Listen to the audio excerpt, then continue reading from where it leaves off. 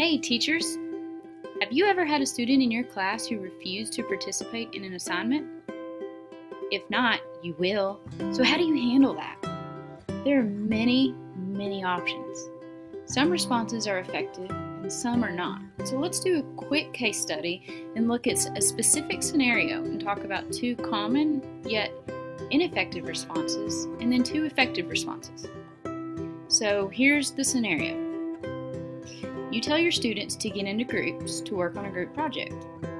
All the students move and begin forming their groups, but one student stays in her chair, rolls her eyes, and refuses to participate. She mumbles things under her breath that communicate disgust and rebellion. The other students continue to gather into groups while watching the situation with confusion and apprehension. So now, let's look at some possible responses from you as the teacher. Response number 1. You remain in the front of the classroom and address the student from across the room in front of all of the other students, saying, "Okay, now you need to choose a group and participate." This response is very common, yet can be pretty ineffective. Why? Well, here are a few reasons. Addressing the student from across the room puts all of the attention on the situation and invites all of your other students then to be an audience. This causes distraction from the assignment and gives your disobedient student that direct audience that she just may be seeking. And giving her this audience could actually encourage further disobedience. It also doesn't allow for respectful, trusted communication. There could be a reason this student is refusing to participate, and you need to know that reason, and they need a chance to tell you that reason. But addressing them in front of the entire class doesn't allow for that. Now let's look at response number 2. You walk quickly toward this student with an expression of anger. When you approach her, you say with a tone of disgust, "What do you think you're doing?" Again, this response is ineffective. Why? Well, again, now this student has an audience and does not have a chance for trusted, respectful communication. You know, a student refusing to participate is already in a state of heightened emotions. So you showing your emotions now through your tone, your expression, your quick walking will only contribute to that negative environment, while also now making that student feel isolated and embarrassed. It also communicates to the rest of your class that this student has taken control over you and your room.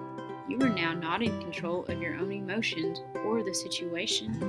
Everyone in the room will be able to see it. It is also very likely that this student will only respond back with even more rebellion, and you, as the teacher, are not modeling respect for your classroom. Now let's look at a couple of effective responses. Response 3.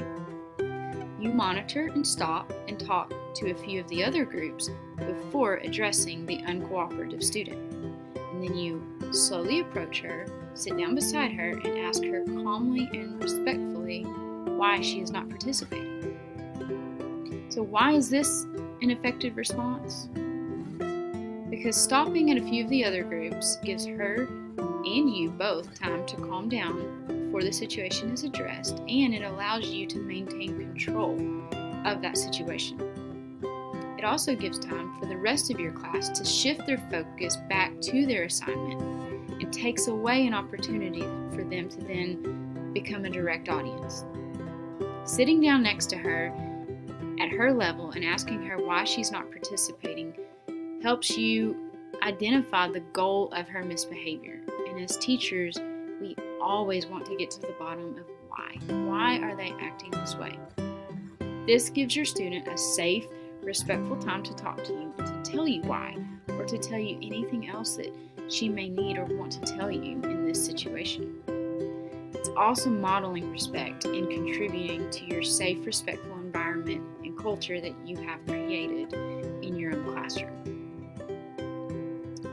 And now response number 4. You quickly get the groups focused and started on their assignments, and then you slowly and calmly approach the student, asking her to please join you in the hallway. Once you're in the hallway, you simply ask her, "What's going on?"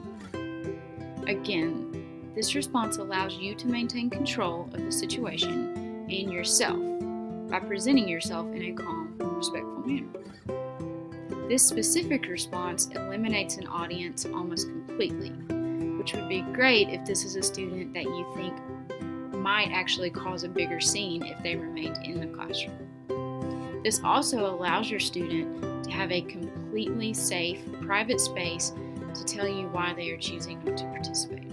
And most importantly, it allows you to maintain and build a caring, positive relationship with this student.